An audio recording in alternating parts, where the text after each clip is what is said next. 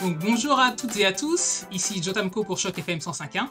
Je suis très heureux de vous présenter notre nouvelle émission intitulée Stop Racisme, qui est rendue possible grâce au gouvernement du Canada. Stop Racisme a pour but de mobiliser des connaissances et de sensibiliser la communauté francophone ontarienne contre le racisme et la discrimination dans les domaines de l'emploi, de la justice et de la participation sociale et du numérique.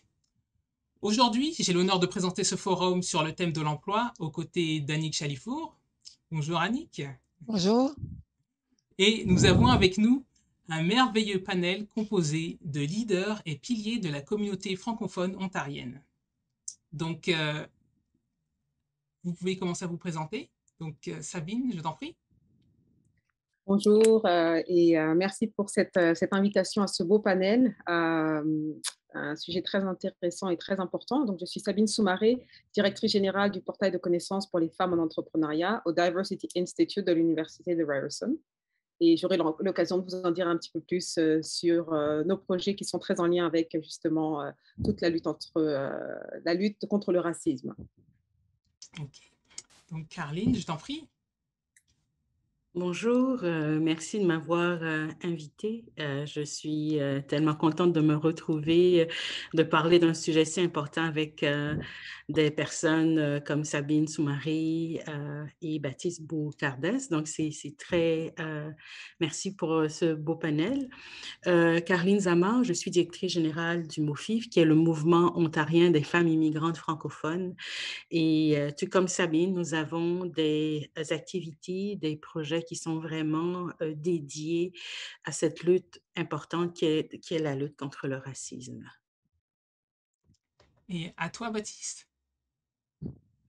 Bonjour tout le monde, puis merci pour l'invitation. Vraiment ravi d'être parmi vous ce soir sur un sujet qui nous tient vraiment à cœur. Puis ravi d'être aux côtés de Caroline et Sabine pour participer sur ce panel. Alors, je suis Baptiste Bourcardès, le directeur des programmes et services en immigration au Collège Boréal, qui est une institution d'enseignement postsecondaire à travers l'Ontario. Puis on offre tout un panel de programmes et services spécialement conçus pour les nouveaux arrivants à travers plusieurs villes et communautés de l'Ontario. Donc, je pourrais vous en dire un peu plus tout à l'heure et comment on combat le racisme à travers la mise en place de mécanismes et en disposition de ressources à travers ces services-là. Merci. OK. Donc, moi, quand j'ai commencé à regarder, en fait, par rapport à l'employabilité et les nouveaux immigrants et le racisme, j'ai trouvé quelques chiffres qui montrent quand même une grande disparité entre, par exemple, la population canadienne dans son ensemble. C'était en janvier, j'ai des chiffres de janvier 2021 au niveau du taux de chômage. Et donc, la population canadienne était à 9,4% en janvier 2021, tandis que pour les populations afro-descendantes, ils étaient à un taux de 16,4% et il y avait pour les populations d'Asie du Sud-Est, par exemple, 12%. Et on se retrouve quand même avec des chiffres très différents. Donc, j'aurais voulu savoir, donc, à quel défi doivent faire face les personnes venant en fait de communautés culturelles ou bien les nouveaux immigrants en termes d'employabilité? Donc, Sabine.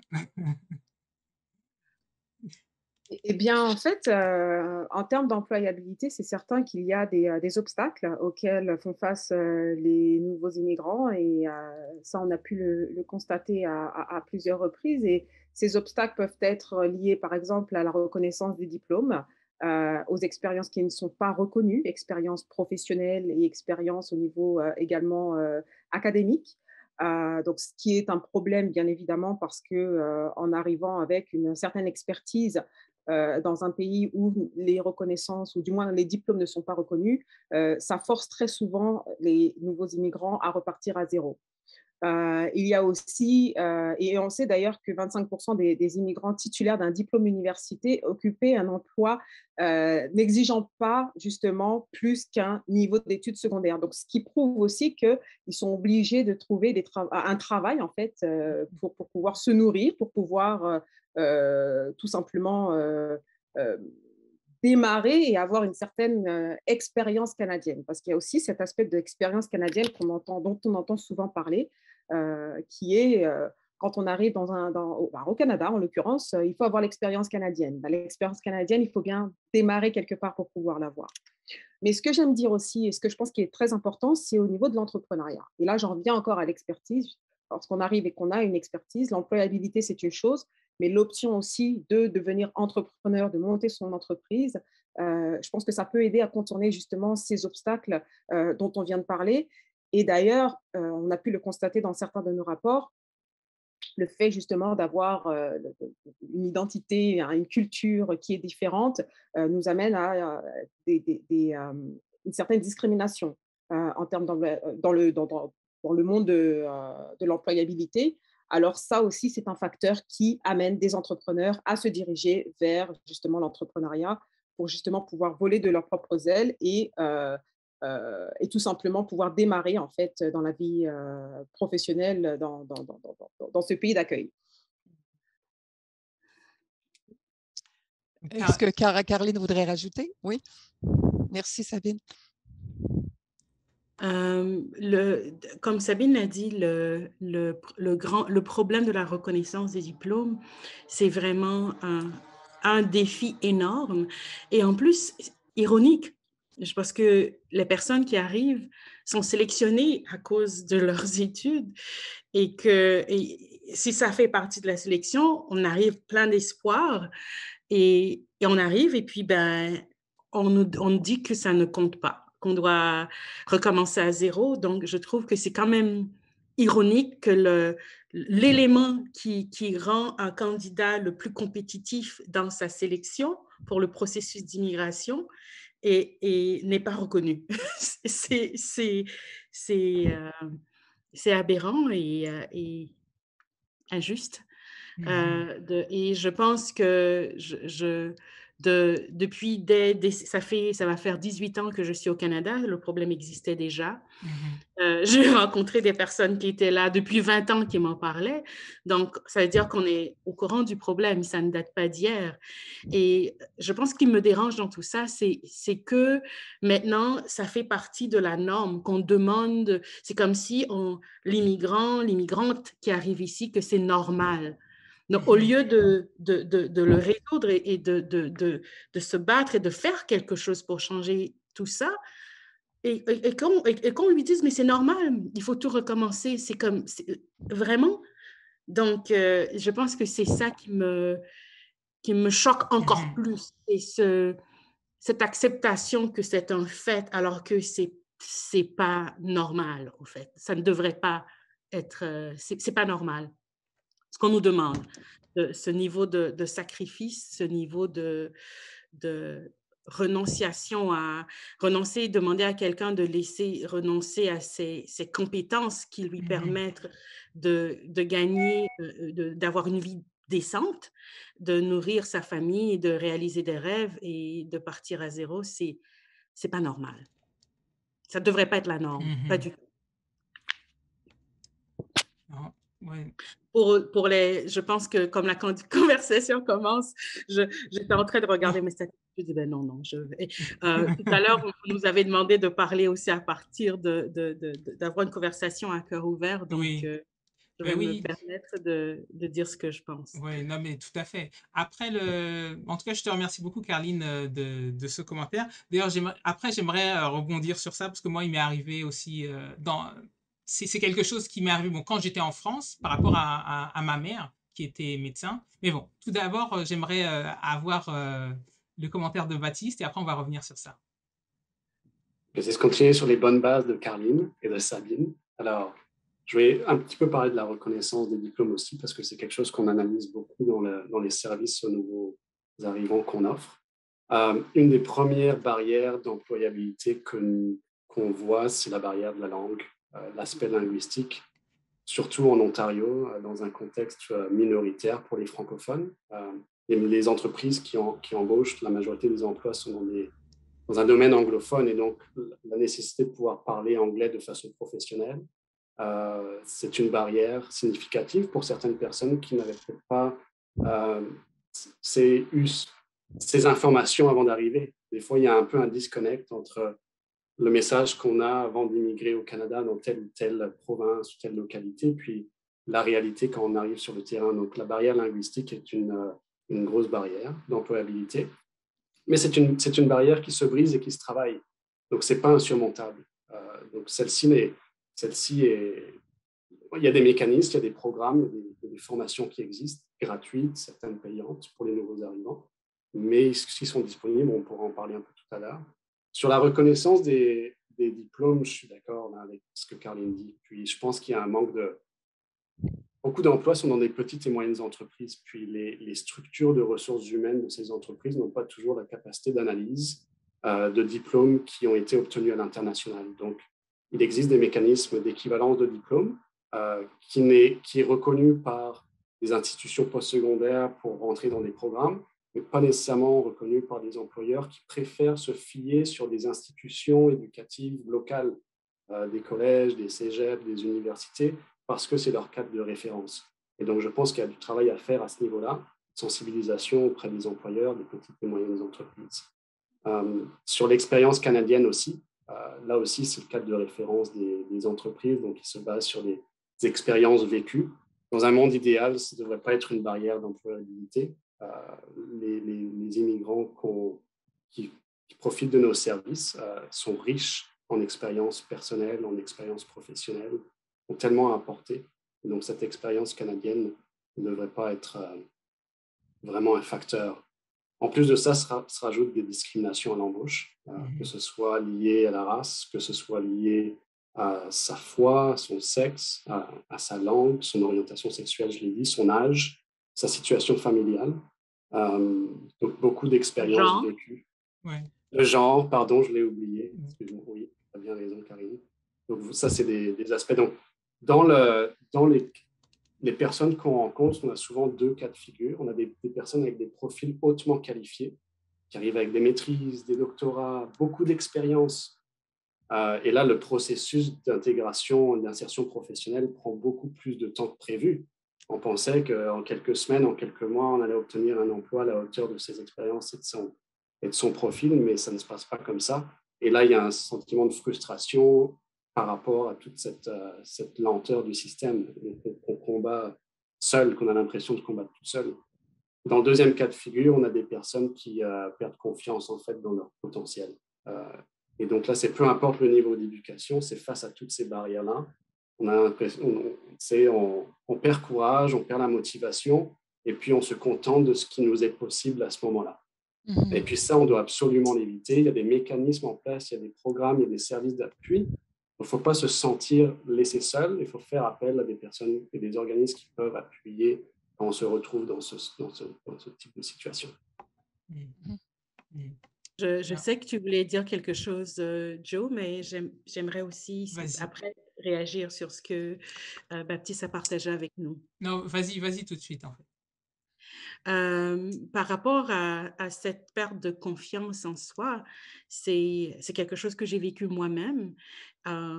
Et comme beaucoup d'immigrants, et ça, être dans un moment où cette atteinte à l'identité est tellement forte qu'on ne sait plus qui on est, parce que je me rappelle un jour, quelqu'un m'a demandé qui tu étais. Je n'étais pas capable de répondre à cette question parce que le renoncement qui m'a été demandé, c'est comme j'avais plus mes points de repère par rapport à mon identité, puisque je n'étais plus cette personne ici.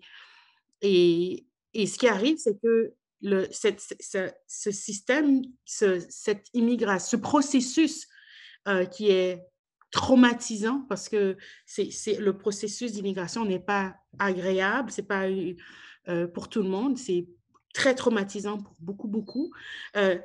Ça fait que on arrive ici plein d'espoir, on veut donner, mais si on ne peut pas être qui on est, ou on ne peut pas exercer, si j'enlève même le mot identité, si on ne peut pas on n'a pas un milieu où on peut exercer les compétences que nous avons acquises, des compétences qu'on a choisies parce que c'est ce qu'on voulait pratiquer, comment est-ce qu'on peut donner à la société? Comment est-ce qu'on peut participer à l'économie, comment est-ce qu'on peut donner il y a ce qu'on peut faire, et si on nous donne dans nos immigrants, même après 18 ans, je dis encore nous, je me considère comme immigrante, c'est grave, que c'est... si on donne si l'option, c'est des postes de survie, ou l'option qui sauve notre dignité, c'est l'entrepreneuriat, où on se sent plus digne et plus en contrôle, ça nous redonne un espace où on peut regagner confiance. Mais si on dépouille quelqu'un de son identité et de ses passions, qu'est-ce que cette personne peut donner, au fait? Si on veut des sociétés, des communautés prospères, qu'est-ce qu'on met en place pour nourrir, pour profiter de ce que cette personne veut donner généreusement, a fait tous les sacrifices pour venir ici et donner. Si on leur dépouille de ça, qu'est-ce qui leur reste et qu'est-ce qui nous reste en tant que société canadienne? C'est une perte des deux côtés. C'est extrêmement pertinent ce que tu viens de dire par rapport à ça. Parce que bon, ça va rejoindre un peu le commentaire que je voulais faire. Parce que moi ça s'est passé en France. Mais je pense qu'au Canada aussi, il y a beaucoup de gens qui doivent vivre la même chose. C'est que moi, ma mère, elle est docteur pédiatre. Mais en arrivant en France, en fait, elle n'a jamais pu exercer. Parce qu'en fait, on lui avait demandé de recommencer ses études du début. Et bon, pour elle, elle avait à cette époque-là, elle avait 4 enfants déjà, donc c'était impossible de recommencer ses études et pour être docteur, donc c'est 10 ans. Donc je vois pas comment on peut recommencer tout ça. Et du coup, c'est ce qui fait que après nous nous sommes retrouvés dans une situation de précarité, vu que comme on s'est vu en fait, ma mère s'est vue retirer cette possibilité en fait de donner des conditions de vie meilleures à ses enfants. Et par la suite, en fait, je pense que dans les générations qui suivent, il peut y avoir de la rancœur. Parce que moi, je sais que j'ai eu ce sentiment de comment ça se fait que la société en fait a refusé à ma mère d'exercer en tant que médecin, alors que elle avait tous les diplômes, etc. Mais c'est parce qu'elle avait étudié à l'étranger, en fait. Elle avait étudié en Bulgarie et en Allemagne. Et donc, en France, il ne voulait pas accepter, en fait, son diplôme. Et bon, on était dans une situation où on devait rester là-bas. Donc, c'est pour ça que elle a dû sacrifier, en fait, ses rêves pour pouvoir nous éduquer en France. Et je sais que c'est le cas aussi d'autres personnes, et ça peut justement mener les enfants à se retourner contre la société en voyant ce genre de la manière dont nous sommes traités, en fait. Un rejet. Un rejet, voilà, un rejet. Et ouais. Et donc, bon, après, ça n'explique pas tout au niveau de la violence, mais ça peut diriger dans cette direction. Ouais. Merci de vos beaux témoignages. Est-ce que tu me permets d'intervenir? Est-ce qu'en fait, il y a un élément que vous avez soulevé qui, moi, m'intéresse vraiment beaucoup, c'est le concept de l'expérience canadienne. Qu'est-ce qu'on veut dire par expérience canadienne? Et moi, j'entends que les employeurs canadiens ont des attentes, recherchent des gens avec des compétences particulières, spécifiques. Mais la question que je me pose, c'est est-ce que le Canada a le monopole des compétences? Nous n'avons pas le monopole des compétences. Et c'est là où je veux en arriver, dans le sens, je reviens à ce que tu as dit, Caroline, dans le sens que les gens arrivent ici avec des compétences. Et ces compétences-là, à mon humble avis, puis j'aimerais votre opinion là-dessus, elles sont très similaires, très semblables, très souvent aux compétences qu'on recherche ici. Qu'est-ce qu'on recherche? On recherche des gens qui ont du leadership. On recherche, entre autres, on recherche des gens qui ont la compétence à la communication. On recherche des gens qui sont capables de travailler de façon autonome, qui sont capables de travailler en équipe. Ce genre de compétences, je ne parle pas de compétences nécessairement très techniques, mais quand même, ces compétences-là font partie des compétences recherchées par nos employeurs canadiens. En fait, moi, je travaille beaucoup avec les immigrants, vous le savez, ça fait des années. Toutes ces compétences, je les retrouve chez les gens qui arrivent ici. Alors, je me dis, bon, les gens qui sont ici font les efforts pour tenter d'obtenir ou d'atteindre ces compétences-là. Mais je me dis, et je pense que ça rejoint ce que Baptiste a mentionné, dans le sens qu'il y a aussi une question d'équiper les employeurs pour que les employeurs puissent reconnaître que les compétences de nos immigrants, des nouveaux immigrants, sont tout à fait transférables ici. Vous me suivez? Alors, j'aurais aimé votre opinion là-dessus. Peut-être que j'en ai trop dit, mais peut-être vous pouvez rebondir quand même ou voilà. Antoine vient de nous rejoindre. Oui, bonsoir Antoine. Bonsoir Antoine, j'aimerais bien rebondir par rapport à ce que tu as dit un petit peu.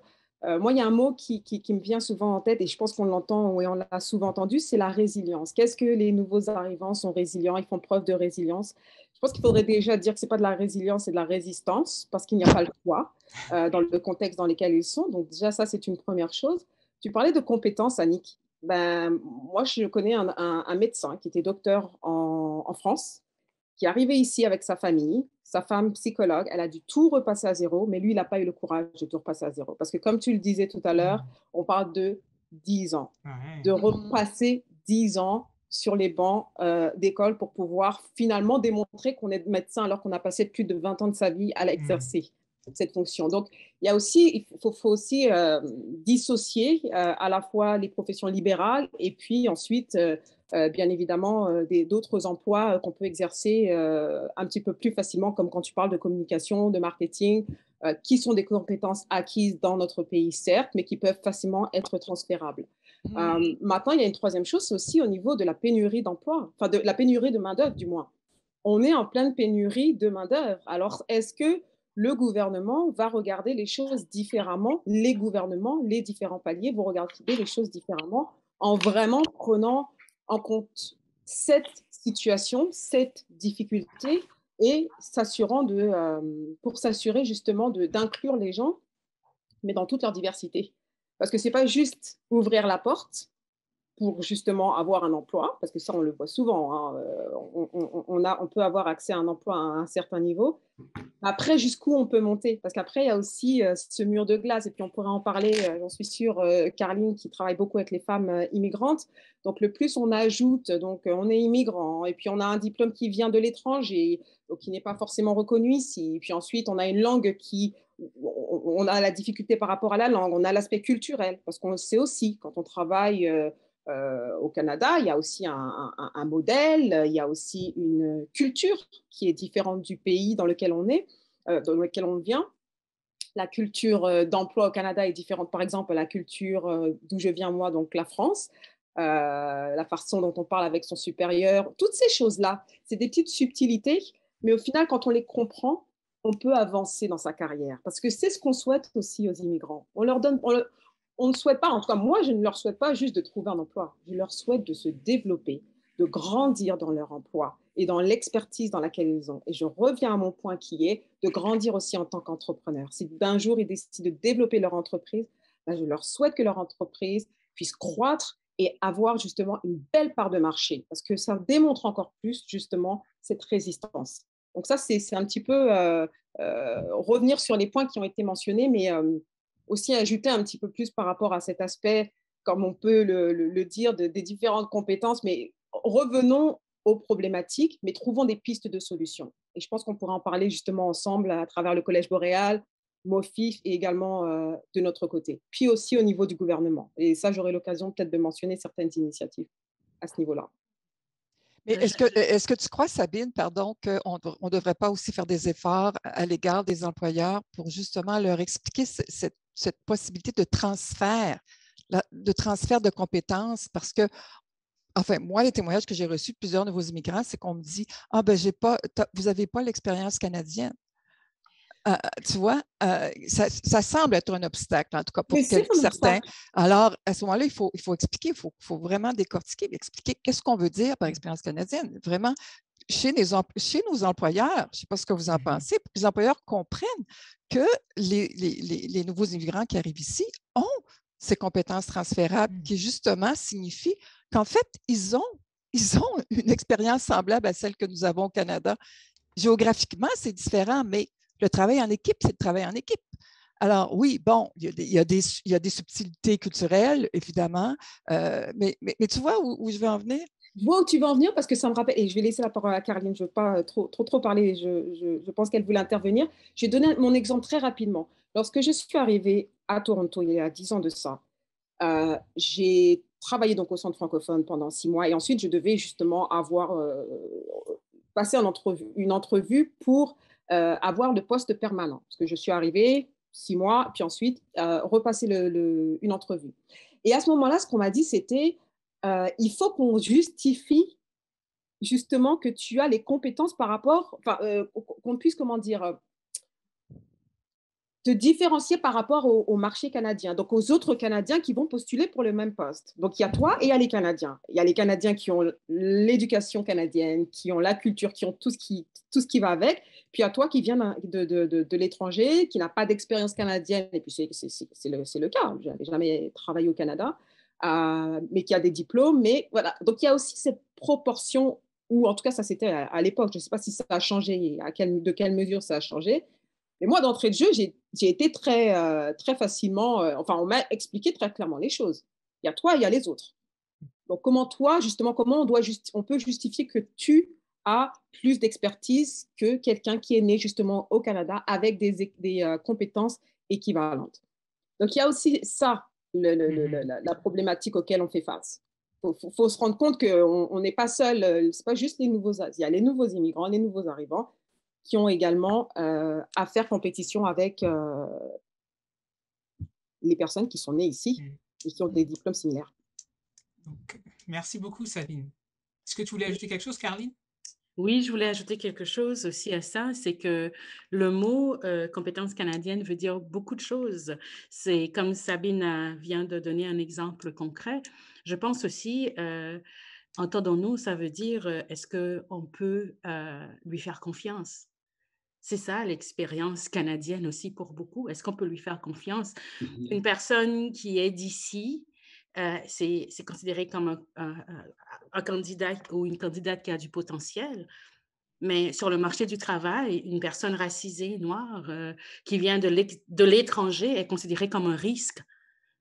C'est ça la réalité sur le marché du travail. Donc, entendons-nous que est-ce qu'on peut lui faire confiance? Et oui, il y a plein de programmes pour sensibiliser les employeurs, mais si cet employeur ne sent qu'il ne peut pas faire confiance, et il n'y a rien qu'on pourra faire pour lui faire changer d'avis.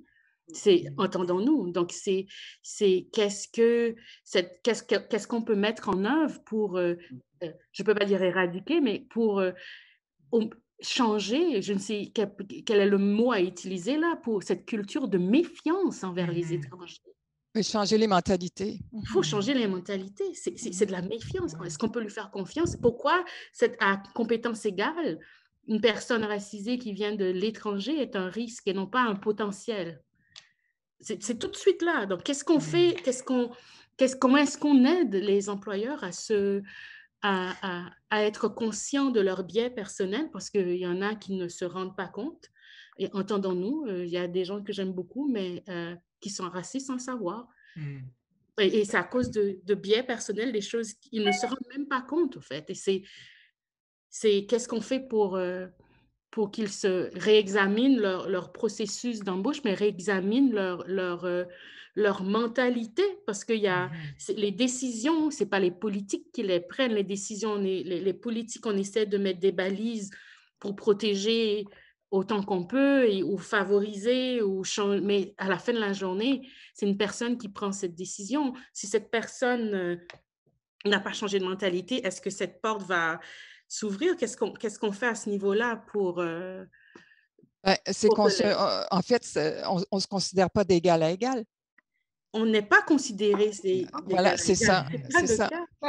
Et c'est là où je reviens à ce que j'ai dit un peu plus tôt. Le fameux monopole des compétences. Le Canada n'a pas, à mon avis, le monopole des compétences. Les compétences sont partout dans le monde. Et les gens arrivent ici avec des compétences qui sont tout à fait transférables dans notre contexte. Merci beaucoup pour vos commentaires. Je vois qu'on a 2 panélistes qui se sont joints à nous. Joe, si tu veux. Il y a Amitié qui est là avec Antoine. Oui, Merci beaucoup d'être venu. oui, Oui, donc content d'être là. Donc il y a des difficultés techniques entre ok. le compte Facebook de la fondation donc, et Ouais, celui d'Ami Clé, donc c'était difficile de d'accord. séparer les deux. Il n'y a pas de problème. Le plus important, c'est que tu sois avec nous. Oui, Et donc. est-ce que tu souhaiterais quelque chose à ajouter par rapport... Mais je te oui, mais laisse à oui. chaud, là. Oui, c'est très chaud. Donc, je voulais ajouter quelque chose, c'est par rapport à ce que dit Madame Zama, donc la méfiance, donc, qui souvent est voilée avec la compétence canadienne. Donc, je voudrais donner des exemples. Donc, il y avait une fois, j'ai travaillé dans un centre d'appel donc, pour une grande banque du Canada. Donc, on m'a demandé, à mes clés, on a besoin de personnes bilingues. Donc, j'ai donné une référence à une haïtienne qui parle très bien le français, mais qui parle pas trop bien l'anglais. Donc, elle a eu l'entrevue. Donc, à la fin, elle n'a pas eu le travail. Donc, j'ai demandé aux ressources humaines, mais pourquoi donc elle parle bien français. C'est vrai se débrouille dans l'anglais. Donc, elle a dit à mes clés, il nous faut emmener des personnes qui parlent français et l'anglais. Donc, la même semaine, donc, une Française est venue qui ne parle que le français. Elle a eu le job. OK. Mhm. Donc, un autre exemple, c'est que sur le plancher, quand on était sur le plancher, on n'était pas autorisé donc, à emmener le cellulaire. Donc, dans le même jour, on m'a observé à mes clés, donc gardez toujours ça en tête, de ne pas venir ici avec votre cellulaire. Donc, peu de temps après qu'on m'a observé, il y avait un Australien qui travaillait sur le plancher, donc qui était en train de lire un texto. On n'a rien dit. Souvent, on ne nous fait pas confiance.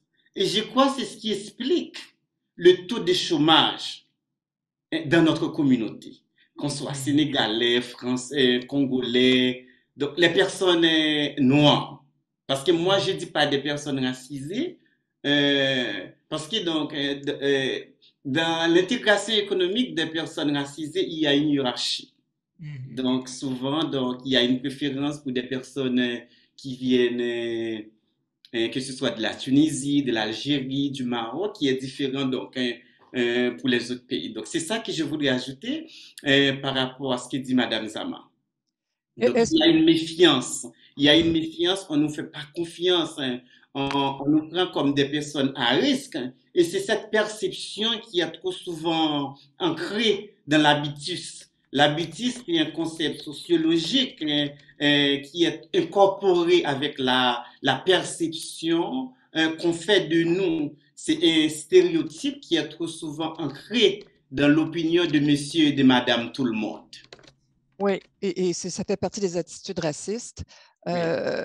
Amiclé, peut-être que tu peux nous parler aussi un peu de ton expérience en rapport avec la clientèle avec laquelle tu travailles, c'est-à-dire les jeunes, nouveaux immigrants.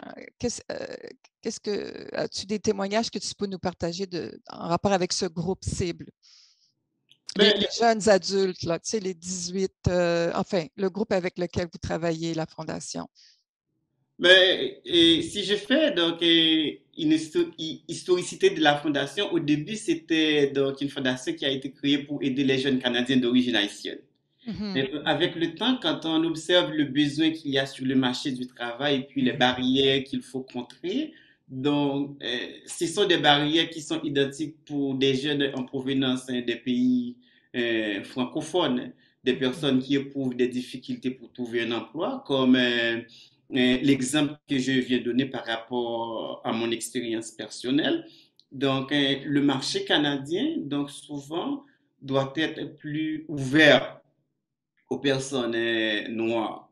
Donc, je Mhm. crois qu'il y a un racisme inconscient qui est trop souvent voilé dans l'expérience canadienne, souvent qui laisse des personnes en dehors des opportunités. Parce que moi, quand j'ai laissé Haïti il y a environ des décennies, je savais comment manivouer un ordinateur. Donc, quand je vais travailler pour une compagnie canadienne, donc je vais utiliser Excel, PowerPoint, Word, c'est la même chose. Et quand je vais aider une personne au niveau des services à la clientèle. Donc, c'est la même chose. Je peux parler avec le français, que ce soit avec une personne au Nouveau-Brunswick, au Québec. Donc, je crois que c'est une formation qu'il faut donner à ces nouveaux arrivants quand ils sont arrivés pour pouvoir intégrer le marché du travail.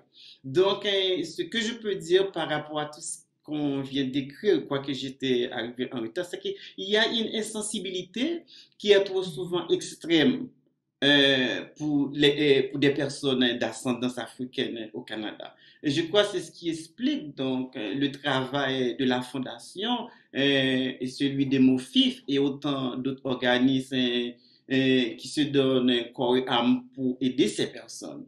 Le racisme anti-noir est trop souvent dans l'inconscience de l'opinion de monsieur, madame, tout le monde. Et je crois que le gouvernement doit intervenir parce que nous, donc, on est des organismes qui œuvrent dans la société, dans le social. Donc, on n'a pas un capital assez large pour pouvoir embaucher tout le monde. Et jusqu'à maintenant, quelles sont les initiatives qui ont été mises en place par le gouvernement ou quel genre de soutien, en fait, vos organismes reçoivent du gouvernement? Donc, si je Est-ce que... parle de point de vue pour la Fondation, donc il y a pas mal d'efforts donc, qui ont été déployés par le gouvernement. Donc, c'est vrai, il faut admettre ces efforts, quoique ce n'est pas suffisant. Donc, il y a le programme d'entrepreneuriat pour les communautés noires. Donc, il y a autant d'autres programmes qui viennent en aide aux organismes qui aident de la communauté noire, mais c'est toujours du fil à retordre pour trouver des financements pour faire le travail. Parce que moi, j'ai fait le bénévolat donc, de la communauté depuis tantôt 11 ans. Et personne ne peut survivre avec le bénévolat. Donc, le travail qu'on offre, c'est un travail gratuit, mais c'est sûr, donc, souvent, donc, on a besoin d'un salaire pour pouvoir fonctionner. Donc, à la Fondation, on n'a pas un endroit physique pour pouvoir offrir plus de services. On n'a pas un personnel. Et souvent, on est fatigué à demander aux gens de faire du bénévolat tout le temps. Donc, on aimerait bien embaucher une personne pour faire les activités biotiques. On n'a pas donc cette aisance. Peut-être dans l'avenir, on l'espère, mais je crois qu'on va continuer. On va continuer donc à lutter, donc à demander au gouvernement pour faire davantage et aussi d'avoir plus de personnes noires donc dans des positions de leadership. Donc, on continue. Il y a des efforts qui ont été faits, il faut l'admettre, mais il reste encore beaucoup de travail à faire. Je ne sais pas, donc, oui. Merci beaucoup, Annie-Clé, pour le commentaire.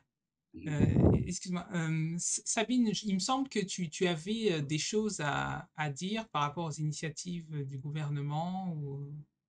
Oui, mais j'aimerais bien laisser la parole en fait à Carline parce que je sais qu'elle aussi, elle a reçu des fonds du gouvernement, si je ne m'abuse. Donc peut-être qu'elle pourrait parler de son initiative, puis je pourrais peut-être enchérir un petit peu sur les autres. Et après, on aimerait aussi savoir pour Baptiste comment ça se passe à ce niveau-là. Ok, vas-y Carline, à toi. Il faut que tu mettes ton micro, s'il te plaît. Après 3 ans de pandémie, on oublie encore de rallumer son micro, c'est quand même grave. Merci beaucoup, Sabine.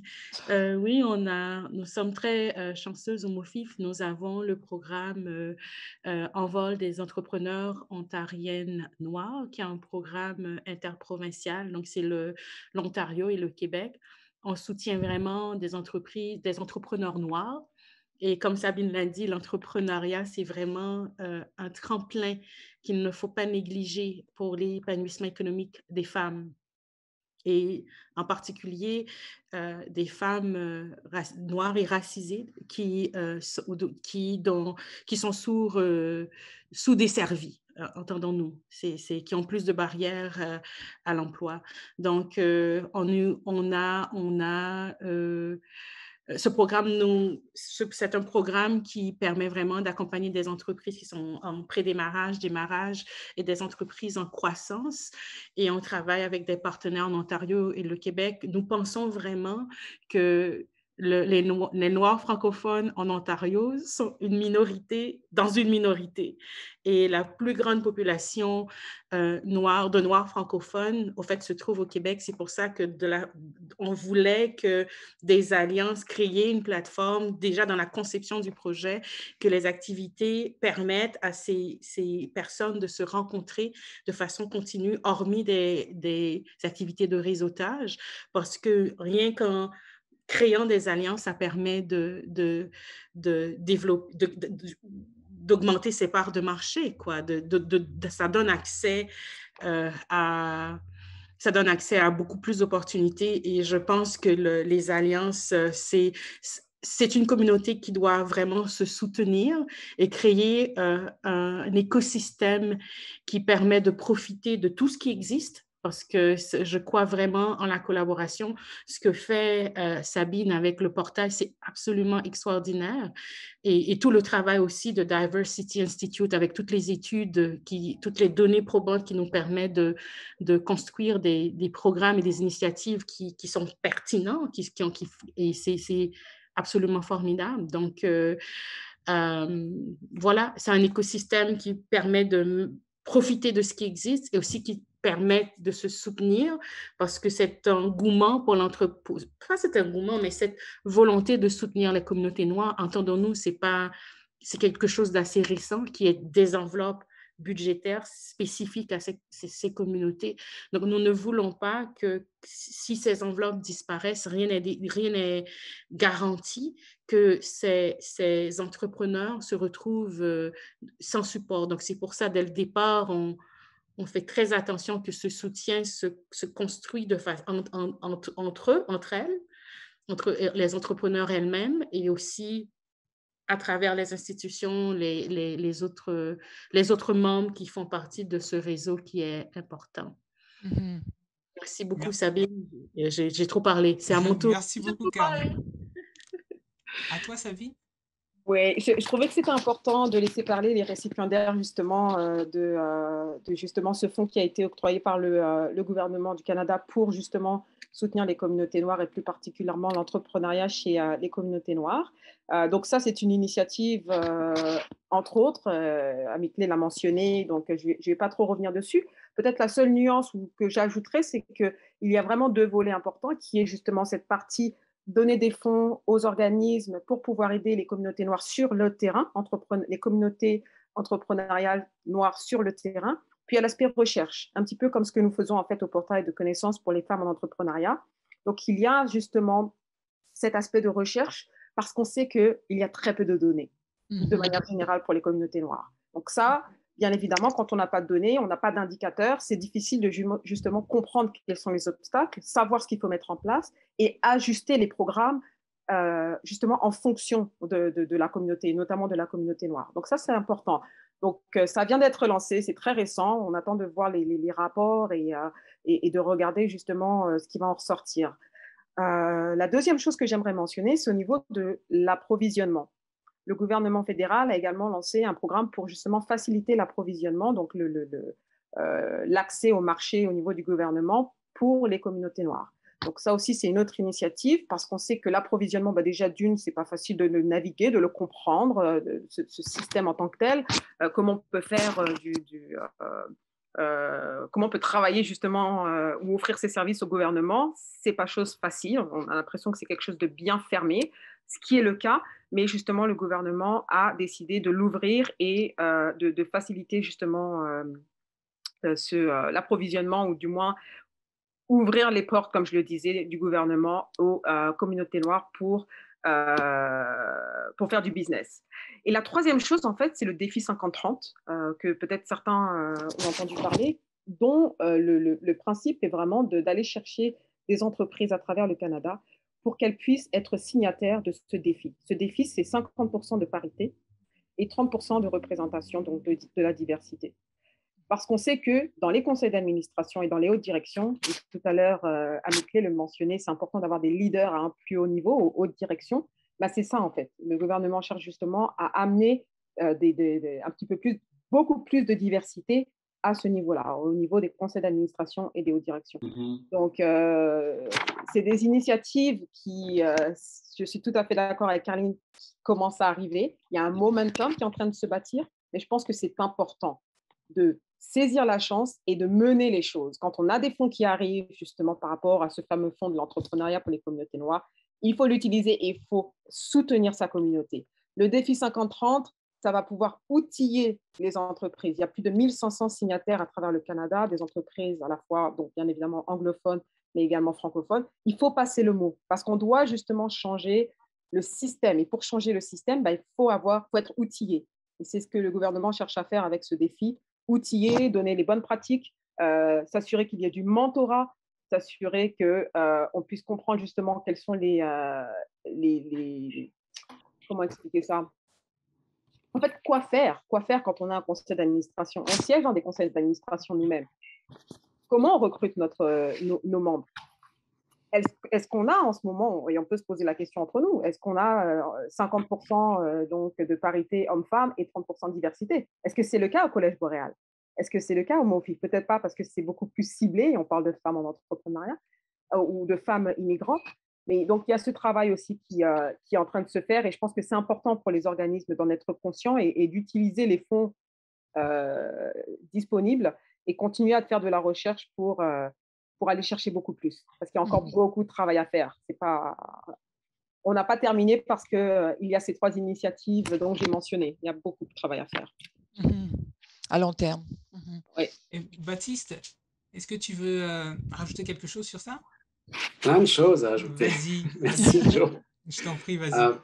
Non, déjà, tu parlais de financement et d'initiative, et puis je voulais rebondir sur des choses qu'on a parlé il y a un peu plus tôt dans la discussion. On a parlé de plein potentiel, on a parlé de perte de confiance. Caroline a mentionné son expérience, puis Joe, tu as partagé ton expérience avec ta maman, finalement, comme un sacrifice pour investir dans la 2e génération, puis c'est des cas de figure qui se présentent tellement fréquemment ici.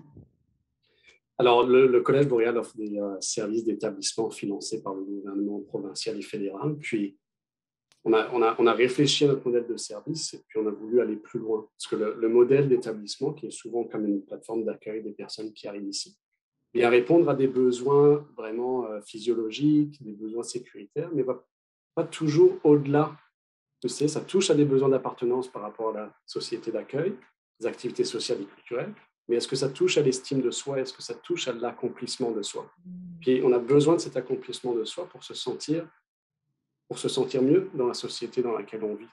Alors on a réfléchi à notre modèle de service, on a essayé de créer un concept qui vient briser des barrières d'employabilité qu'on a parlé en début d'entrevue tout à l'heure, qui sont d'accélérer au niveau de développement des compétences de langue, d'acquisition de compétences techniques ou tacites, parce que Annick l'a mentionné, les employeurs cherchent 60% de compétences tacites, des soft skills, et 40% de compétences techniques. Donc là, il y a de la formation qui est possible pour pouvoir accélérer à ce niveau-là. Et enfin, il y a des programmes qui existent comme des programmes de formation relais qui viennent briser les barrières d'employabilité de manière rapide et efficace dans plusieurs secteurs d'employabilité et qui permettent aussi de découvrir les codes culturels en entreprise. Alors, il y a ce travail-là qui se fait pour les personnes qui arrivent, mais il y a du travail à faire aussi au niveau des employeurs. Parce qu'on parle très souvent de compétences culturelles des immigrants qui arrivent au Canada, et les employeurs, quels sont leurs rôles à jouer dans la compréhension des codes culturels des autres? On parle d'ouverture. Tu sais, on n'est plus dans des concepts d'acceptation, de tolérance. On est dans des concepts de on vit ensemble, puis on s'entraide et puis on grandit ensemble en apprenant les uns des autres. Alors, il y a des outils, des ressources qui ont été développées. J'aime bien parler de ce que font les autres aussi. Le CRIDEC, qui est le centre de recherche de l'Université de Hearst, a développé une formation sur les compétences culturelles des employeurs, qui est en ligne, qui est absolument disponible. Et je trouve que c'est une belle ressource à partager ici. Et moi-même, je me suis inscrit dans une formation d'alliés qui était développée par le Centre de santé communautaire du Grand Sudbury, avec le Santé publique de Sudbury et le Contact interculturel francophone de Sudbury. C'est vraiment une formation que je recommande à beaucoup de personnes. surtout les personnes privilégiées, parce que c'est important de comprendre aussi la fleur du pouvoir et dans la catégorie socio-démographique dans laquelle on se retrouve et à quel point on a grandi dans des espaces privilégiés par rapport à d'autres et comment se positionner. L'important, ce n'est pas ce que nous savons, c'est comment on interagit et comment on interagit dans ce contexte-là pour défendre les intérêts de tout le monde. Alors ça, c'est une formation qui est importante pour qu'on puisse continuer à grandir ensemble. Puis Sabine mentionnait, tu sais, les principes de dernière initiative, Sabine, par rapport au conseil d'administration, puis c'est un très bon point. Au collège, on a fait beaucoup de travail sur la question de l'équité, diversité et inclusion. Je l'avais mentionné dans une entrevue, mais je vais le répéter ici. Il y a un outil qui existe. On a utilisé, nous, parce qu'il faut être capable de faire son auto-évaluation pour savoir où on en est par rapport à ces principes d'équité, diversité et inclusion pour voir qu'est-ce qu'on peut améliorer, là où est-ce qu'on est inactif, là où est-ce qu'on est réactif et comment devenir proactif. Alors, il y a un outil qui s'appelle Global Diversity and Inclusion Benchmark Standards for Organizations Around the World. Le nom est en anglais parce qu'il n'a pas été traduit, mais le document a été traduit en français. Et donc, il est gratuit, il faut s'enregistrer auprès de l'organisme qui a développé cet outil-là, mais les organisations peuvent l'utiliser au moins pour voir où on en est par rapport à ces principes-là et comment on peut changer ces principes, la façon dont on recrute les personnes, la façon dont on construit nos politiques, nos directives, la parité, etc. Donc, je voulais juste partager ces deux exemples. Sabine parlait de recherche aussi. Le concept, le modèle de service que je vous ai présenté tout au début, qu'on appelle la navigation d'intégration socio-économique, donc qui est disponible à travers tous nos sites. On a un projet de recherche aussi financé par le gouvernement fédéral, mais on s'est associé avec des associations locales spécifiques dans la région de Windsor, l'association congolaise, l'association burundaise et l'association rwandaise, parce que c'est important pour nous d'avoir, ça c'est le réseau informel d'établissements. Donc vous avez le réseau formel qui sont des services financés par l'IRCC ou le gouvernement provincial, mais il y a tout le réseau informel de personnes qui viennent s'entraider entre elles pour comprendre comment naviguer le système. Donc on veut, avec ce projet de recherche, mesurer comment notre modèle de service permet d'arriver à une autonomie financière, permet d'arriver à des postes à responsabilité. Parce que c'est important d'avoir plus de diversité, en effet, dans des postes à responsabilité dans les organismes. Alors, voilà un petit peu ce que je voulais partager sur les gouvernements. Une dernière chose, c'est que toutes nos discussions ici ne tombent pas dans les oreilles d'un sourd. Ce qu'on peut voir, ça commence à bouger. Il y a des financements pour des projets spécifiques qui visent l'anti-oppression, l'antiracisme, etc. Des initiatives, il y en a de plus en plus. Oui. Je pense que la pénurie d'emplois et de COVID, avec les 293 000 emplois qui ne sont pas comblés dans la province, font bouger les choses aussi. Et le gouvernement provincial a annoncé un projet de loi, je pense que c'était à l'hiver, là, sur faciliter la reconnaissance des compétences des immigrants et diminuer cet aspect d'expérience canadienne, qui est discriminatoire d'ailleurs, pour un certain nombre de professions. Je crois qu'il disait qu'il y a 25% des immigrants qui sont censés évoluer dans des professions réglementées ne travaillent pas dans leur domaine spécifique. Donc, je crois que le gouvernement provincial écoute et essaie de trouver des solutions, à voir si le projet de loi va... C'est un projet, hein, ce n'est pas une loi, mais au moins il y a des discussions à Queen's Park qui se passent, puis gardons l'œil et puis voyons qu'est-ce qui va en ressortir. Et il y a des élections. Il y a des élections. Ah oui, effectivement. En fait, Baptiste, tu as mentionné le programme Relais. Je ne sais pas si l'auditoire connaît le programme Relais, qui est un programme de formation pour les nouveaux immigrants francophones. Oui, je l'ai mentionné brièvement parce que ça fait partie des mécanismes pour briser des barrières d'employabilité. Donc, l'avantage de ces programmes-là, c'est spécifique à des secteurs, à des industries particulières. Au Collège Boréal, on en offre deux, un dans le domaine de la chaîne d'approvisionnement et un dans le domaine des services financiers en partenariat avec Access Employment. Mais à travers l'Ontario, la Cité collégiale offre aussi des programmes en français, puis il y a des programmes en anglais qui sont offerts par des collèges et puis des universités et d'autres institutions privées. L'avantage de ces programmes, c'est qu'ils sont relativement courts, entre 3 et 5 mois, et il y a des composantes de langue, des cours de langue, il y a des composantes techniques de préparation à une certification provinciale.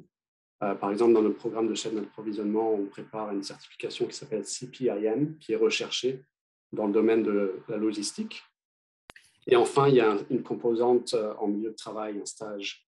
Donc, on travaille avec des entreprises qui partagent nos valeurs, qui sont l'humanisme, l'inclusion, la diversité. Donc, ça permet d'avoir cette expérience canadienne tant recherchée à l'intérieur d'un programme. Et donc, c'est relativement court, encore une fois, et qui permet à des personnes d'évoluer dans des emplois qui sont à la hauteur de leurs expériences et de leurs compétences, et surtout dans leur domaine d'activité recherché. Alors, c'était le programme que je recommande. Merci beaucoup. Merci. Je voulais juste ajouter par rapport à tout ce qui a été mentionné, l'immense potentiel de partenariat aussi entre, bon, on l'a mentionné, entre, par exemple, le portail géré par Sabine et puis le MOFIF, entre autres. Mais j'imagine que vous connaissez le Conseil de la coopération de l'Ontario, qui travaille aussi beaucoup avec les nouveaux immigrants. Je pense que c'est bien de le mentionner. Et aussi la Société économique de l'Ontario, hein, qui vient de démarrer des nouveaux programmes justement d'accès à l'entrepreneuriat pour les jeunes et les femmes noires, en fait. Ouais, Alors, tout à fait. oui, voilà. Alors, je simplement ajouter cette information. Il y a Mickey qui souhaitait faire un commentaire. Il y a ensuite Carline. Allons-y. Mickey, je t'en prie. Une chose que j'allais dire par rapport à la compétence canadienne ou l'expérience canadienne, donc est-ce que c'est plutôt, je dirais, donc, des aspects culturels, de partager les valeurs canadiennes, comment se comporter, tout ça? Est-ce que souvent, c'est pas bien défini, est-ce que c'est des compétences éducatives, professionnelles? Parce que moi, je vois ça beaucoup plus comme culturel, par exemple le bénévolat, partager des valeurs canadiennes. Souvent, je crois qu'il faudrait avoir une campagne, donc quand le nouveau arrivant ou l'immigrant arrive, donc de définir ce qu'on partage comme valeurs dans les milieux professionnels. Donc, tout ça pourrait aider à l'intégration.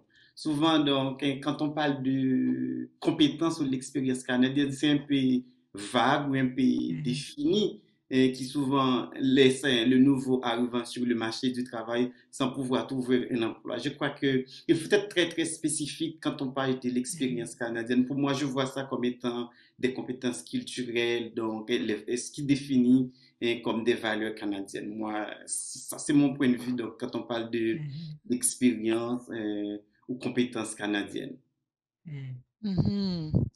Oui, c'est intéressant. Je trouve que ça fait référence aussi à notre façon de communiquer, tu sais, qui varie d'une culture à l'autre. Puis la façon de communiquer est influencée. On a des caractéristiques culturelles de communication qui sont influencées par nos valeurs culturelles respectives. Alors, selon moi, ce que j'ai pu constater, par exemple, si un nouvel immigrant peut, entre guillemets, démontrer ou illustrer qu'il communique, qu'il est capable de communiquer de la même façon qu'une personne née ici, qui peut s'insérer dans une conversation, dans une communication en relation interpersonnelle ou en milieu de travail. Déjà, on démontre que cette personne démontre qu'il possède la compétence, qu'il possède la compétence, entre guillemets, l'expérience canadienne, si vous voulez. Mais je pense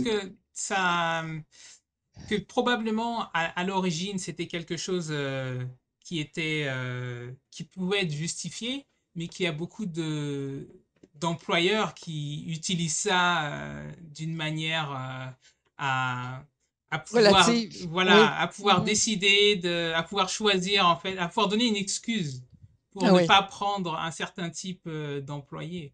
Donc c'est clair que quand ça reste vague, ça peut servir à ce type de profil, je dirais. Et Carline, il me semble que tu voulais ajouter quelque chose. Oui, je voulais dire aussi pour aider les organisations, pour aider à l'augmentation justement de l'inclusion, pour aider à l'inclusion, à la diversité, nous avons mis sur pied une communauté de pratique. C'est un projet qui est financé par le ministère des Femmes et de l'égalité des genres. Et nous avons vraiment presque une trentaine d'organisations. Nous sommes vraiment très, très contentes de l'engagement énorme des organisations pour tout ce qui est équité, inclusion, diversité. Cette communauté, justement, de pratique s'appelle Genre, équité, inclusion.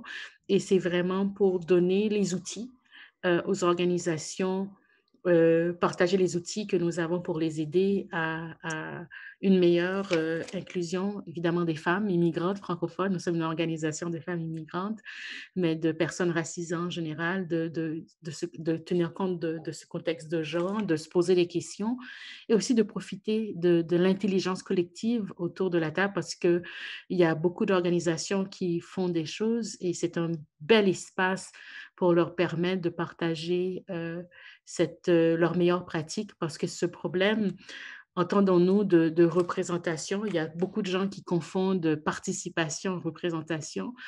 Et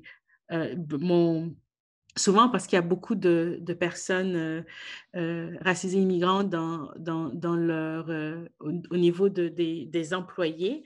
On dit qu'on va bien, mais j'ai dit, mais est-ce que vous avez regardé vos tables décisionnelles?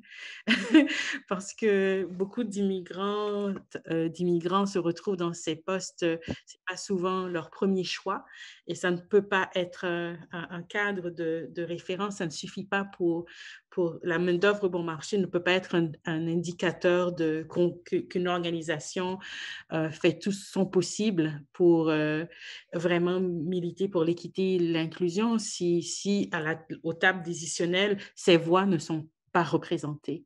Donc, soyons honnêtes dans nos initiatives et allons au bout de ce que nous voulons faire vraiment pour changer nos structures et avoir le courage d'entendre, parce que si ces personnes que nous voulons aider ne font pas partie de la solution, est-ce que c'est une bonne pratique? Si ces personnes que nous desservons ne font pas partie de cette solution, est-ce que c'est une pratique qui peut mener loin une organisation? Donc, d'avoir le courage d'entendre des choses, d'entendre certaines vérités. Je pense que ça ne peut que nous faire du bien en tant que communauté.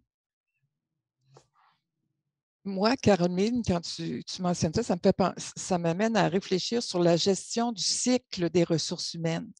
Tu sais, pour viser l'équité, pour viser l'égalité, il faut, d'après moi, se pencher, je ne sais pas ce que vous en pensez, sur la gestion du cycle de nos ressources humaines dans une entreprise ou dans un milieu de travail. Ça commence par la planification. Ça commence, tu sais, pour viser l'équité, il faut y penser dès le début. La planification stratégique, le marketing, le recrutement, l'embauche, etc. Toutes les étapes du cycle de la gestion des RH devraient viser l'équité, l'égalité. Là, je crois humblement qu'on a beaucoup à faire encore. Parce qu'il faut le vouloir. Oui. Ce que tu viens de dire, c'est tout à fait vrai, mais il faut commencer par déjà le vouloir Oui. et comprendre dans quelle situation nous sommes. Parce que cette auto-évaluation dont parlait tout à l'heure Baptiste, beaucoup ne le font pas.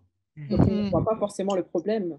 J'ai eu l'occasion de, justement, par rapport à ce travail avec le défi 50-30, de parler à des grands dirigeants de banques et qui disent, on a déjà 25% de femmes. Oui, d'accord. Oui. Gros succès, hein. Je vous garantis que c'est pas facile de trouver des gens avec ce calibre-là à Toronto et racisés. Enfin, c'est pas évident. Moi, oui, d'accord. Oui. Il y a comme un problème, en fait. Donc, ils n'ont pas l'impression, certains n'ont pas l'impression, en fait, de faire face à un problème. Donc, on ne se regarde pas dans le miroir. Et très souvent, en fait, dans certaines compagnies, ils ont même en fait une structure qui est censée mettre en place toutes les politiques pour faire en sorte qu'il y ait de l'équité dans l'entreprise. Mais même avec ces règles, à partir du moment où au plus haut niveau de la compagnie, il n'y a pas une réelle volonté d'appliquer, de mettre en place en fait ces règles, on peut avoir ça dans un bouquin ou quelque part dans la compagnie, mais rien ne va changer dans la réalité. Et je pense qu'il faut se poser aussi cette question dans nos organismes. Quel est l'impact? Quel impact nous faisons auprès de notre communauté? Le Collège Boréal existe depuis des années. MOFIF, je le connais depuis plus d'une quinzaine d'années. Je peux me tromper, mais en tout cas, proche de ça. Je connais très peu l'organisme de Amiclé, mais je pense qu'il faut aussi se poser ces questions-là quand on fait cette il faut se faire cette autocritique. Mais quelles sont aussi les histoires, les success stories de nos jeunes, des femmes immigrantes qui sont passées à travers notre organisme, qui peut aussi donner ce message d'espoir, je pense, aujourd'hui. C'est important pour les immigrants qui nous entendent et qui se disent, bah, finalement, je suis là, bah, qu'est-ce que je dois faire? Je comprends les obstacles, je pense qu'on a pris du temps pour en parler, mais qu'est-ce que je peux faire maintenant? Quelle est ma contribution personnelle pour pouvoir m'en sortir? Et c'est important aussi d'adresser des messages positifs. Ben, j'allais justement dire, Sabine, on pensait au pareil parce que j'allais dire que changer une société, c'est un engagement personnel. Oui, il y a les gouvernements, oui, il y a les systèmes, mais ce sont des personnes qui les composent. Donc, que ce soit comme des deux côtés, quelle que soit la place que vous avez dans le système, qu'est-ce que vous faites, qu'est-ce que chacun fait à titre individuel pour avoir un impact. Parce que collectivement, et qu'est-ce qu'on fait pour être plus humain, et ne pas être dans la tolérance, mais ne pas être mais avoir cette posture antiraciste dans le sens que ne pas être juste regarder passivement des choses qui se passent autour de nous et l'accepter comme si ça faisait partie de la norme. Il est temps que nous ayons cette posture où on dit quelque chose, où on fait quelque chose, où on intervient pour qu'il y ait des changements, en fait. Tu veux ajouter quelque chose, ami Clé?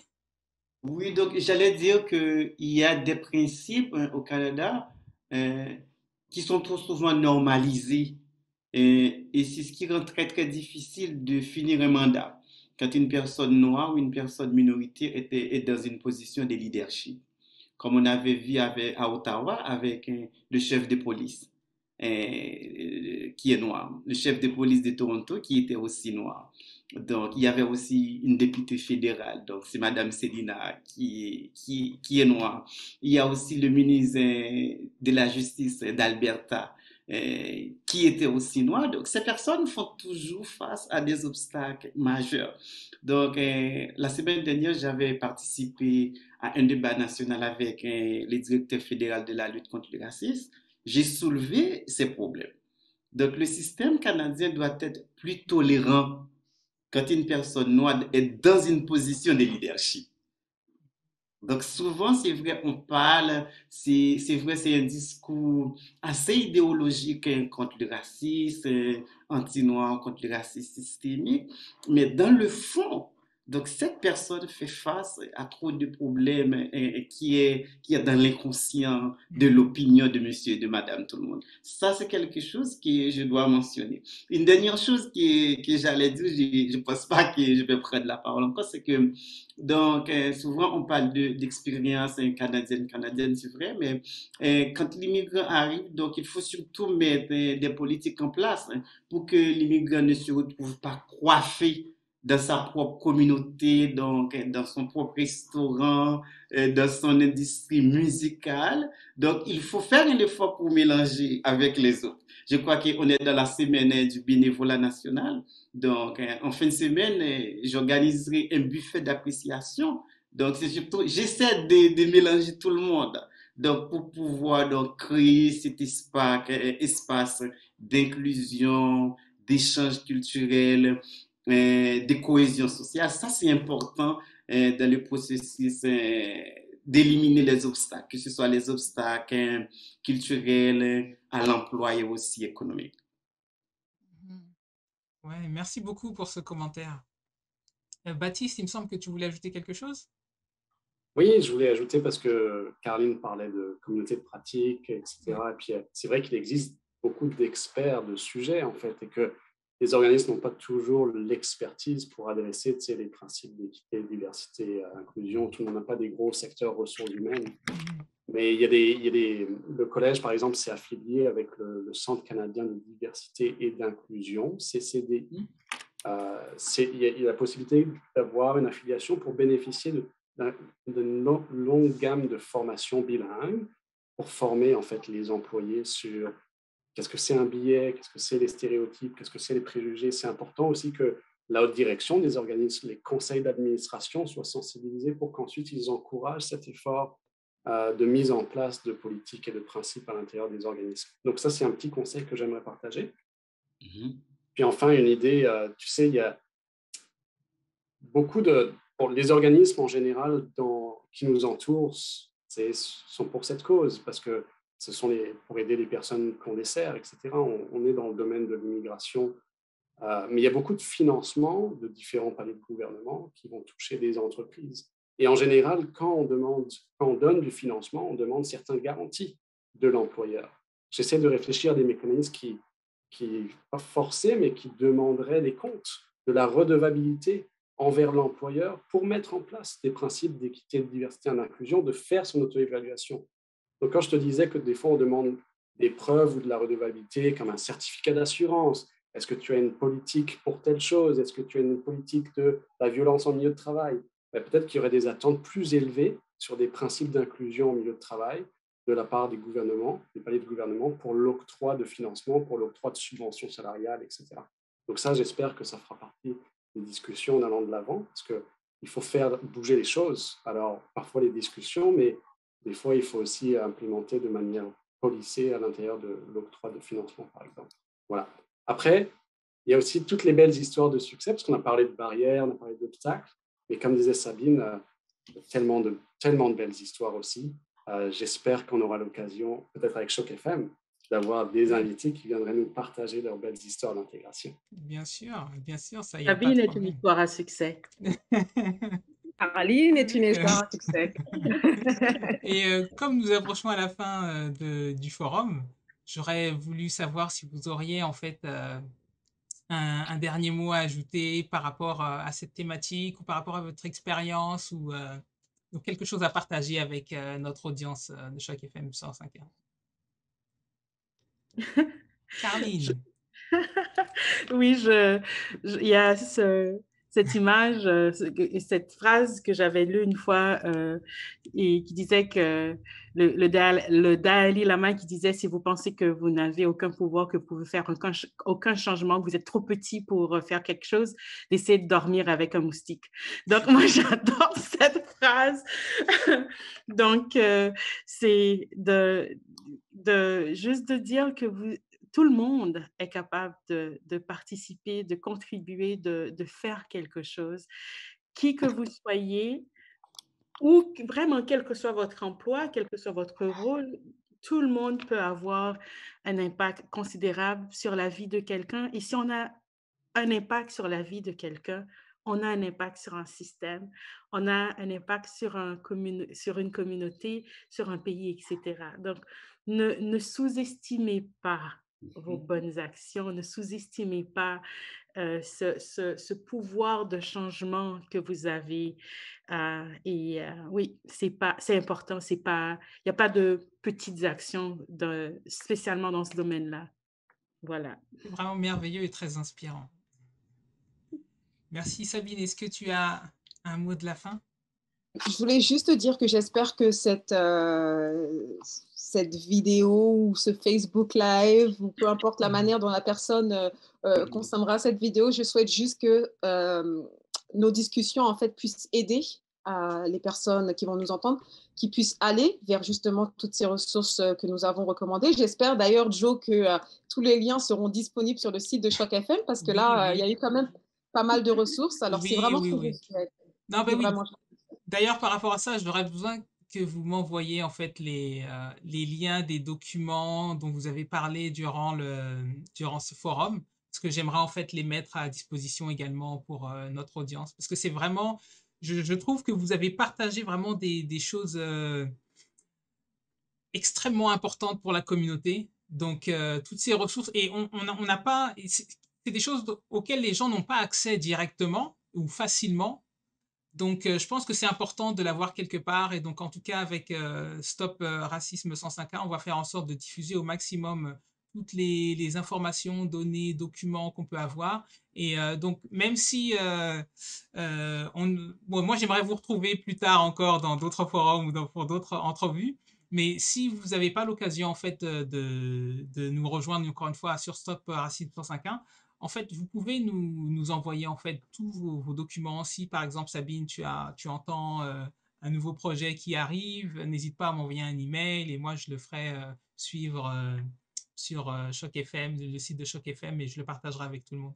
Pareil pour Baptiste, Carline, Ami-Clé ou bien Antoine. Donc, n'hésitez surtout pas, ce n'est que... Ça, c'est le commencement, en fait. C'est le commencement d'une longue initiative. Donc, on espère vraiment pouvoir continuer à faire ça les prochaines années, financement ou pas. Bon, on espère avec le financement, bien sûr. Ça, c'est l'enjeu majeur. Ouais. Mais en tout cas, c'est pour dire que, en tout cas, moi personnellement, je suis très, très engagé dans cette cause, étant donné que j'ai vécu aussi. Bon, j'ai pas voulu trop partager, pas monopoliser avec ma vie, mais il y a beaucoup de choses, surtout l'entrepreneuriat. Moi, ça m'a parlé beaucoup, parce que c'est comme ça que j'ai pu travailler, en fait. C'est en étant, travaillant en freelance directement avec des compagnies qui voyaient, qu'ils ont pu voir en fait le potentiel en moi. Donc, oui, donc c'est ça, quoi. Ben, écoute, organisons un forum avec des témoignages. Oui, Voilà. Mhm, Oui. oui, non, mhm, c'est ça, ouais, c'est une super idée, mhm. Annick. Oh Voilà. mon Dieu. Heureusement que tu es là. Non, merci à chacun, chacune. Ça a été un Oui, plaisir de collaborer avec vous. On continue de toute façon, hein. ouais, ouais. C'est une initiative à long terme. Alors, Stop Racisme, voilà, longue vie. Ouais, longue vie. Et Baptiste, est-ce que tu as un mot de la fin? Oui, non, ben, je vais dire aux personnes qui nous écoutent de persévérer, de ne pas perdre confiance dans le système malgré des obstacles, des défis parfois, de faire appel à des services ou des programmes. Les services que j'ai mentionnés au début sont gratuits, donc ils sont financés par le gouvernement pour appuyer dans cette transition vers l'insertion professionnelle. Et donc, qu'on n'est pas seul, donc on a une communauté d'entraide. Je crois que la communauté francophone est soudée, on n'est pas nombreux, mais on est dispersés. Mais dans différentes communautés à travers l'Ontario, il y a des organismes qui vraiment sont là pour les francophones, donc de faire appel. Et pour les employeurs, c'est de s'engager dans cette mentalité, dans cette démarche d'équité, diversité, d'inclusion, et de s'entourer d'experts du sujet. On en a mentionné quelques-uns, il y en a beaucoup d'autres. Et donc, si vous n'avez pas l'expertise, d'aller faire appel à l'expertise d'autres. Il y a des services d'emploi à travers la province aussi, financés par le gouvernement provincial, qui peut aider dans les démarches pour faire du screening de participants, dans les démarches de recrutement, avec des principes qui suivent l'équité, la diversité et l'inclusion. Donc, si vous n'avez pas l'expertise interne, allez chercher ailleurs. Et encore une fois, merci à Choc FM. Ça m'a fait vraiment très plaisir. Au dernier conseil, pour les personnes qui le souhaitent, de faire cette formation des alliés, c'est un changement. Ça ouvre l'esprit, on comprend beaucoup mieux, parce que comme disait Carline, on peut ne pas s'en rendre compte et d'avoir des attitudes racistes. Mais elles sont bien là. Des billets, des microagressions tous les jours, comment les stéréotypes font devenir des discriminations. C'est dans notre jour de tous les jours. Donc, j'encourage vraiment les personnes à aller chercher cette formation qui est vraiment permet une vraie ouverture d'esprit et une compréhension des réalités que d'autres vivent. On n'a pas toujours l'impression de la compréhension. Voilà. Merci beaucoup. Merci beaucoup, Baptiste. Et Ami-Clé? Oui, à mes clés, surtout, je veux dire, par rapport aux jeunes, les jeunes nouveaux immigrants, parce que la Fondation travaille beaucoup avec les jeunes nouveaux immigrants. Ben, en fait, oui, c'est ça, nous travaillons beaucoup avec les jeunes, c'est surtout de les encourager à s'intégrer. Donc, c'est vrai qu'au Canada, il y a le racisme systémique, il y a le racisme anti-noir, mais c'est aussi un pays avec toutes les opportunités, c'est un pays d'accueil. C'est surtout de lutter pour ce que nous avons comme valeur, le vivre ensemble, la cohésion sociale, le multiculturalisme, le droit de la personne. Ça, ce sont des valeurs qu'il faut défendre au quotidien. Donc, il faut toujours continuer la lutte pour l'inclusion, pour l'intégration économique, mais il faut aussi continuer à partager ce que ce beau pays a comme valeur. Donc, c'est ça que j'aimerais dire aux jeunes. Merci beaucoup, Ami-Clé. Donc, malheureusement, Antoine a des problèmes techniques, donc il ne pourra pas discuter avec nous. Mais en tout cas, je lui remercie beaucoup d'avoir fait acte de présence et de nous avoir rejoints et Donc, Annick, je souhaiterais également te remercier beaucoup pour avoir réuni tout ce merveilleux panel. Franchement, tu as fait un travail remarquable. Et ouais, donc je tenais sincèrement à souligner tout le travail que tu as fait pour mettre en place le forum. Merci. Ben, merci à chacun, chacune d'avoir collaboré, d'avoir répondu rapidement aussi à mes demandes. C'était vraiment une super belle collaboration. Merci beaucoup. Donc, sur ce, nous allons vous dire au revoir et je vous remercie beaucoup. Je tiens encore à remercier le gouvernement du Canada pour son soutien à Stop Racisme 105.1. Et donc, je remercie toute l'équipe de Choc FM et notamment, j'ai une petite pensée pour la direction sortante qui nous a permis d'avoir, en fait, qui nous a permis de mettre en place ce projet. Donc, c'est-à-dire Madame Zahira Atia. Un gros bisou. Et donc, je vous remercie beaucoup. Je vous souhaite une merveilleuse soirée et à vous les studios. Au revoir. À bientôt. Au revoir. Merci. Merci, au revoir, à bientôt. Merci.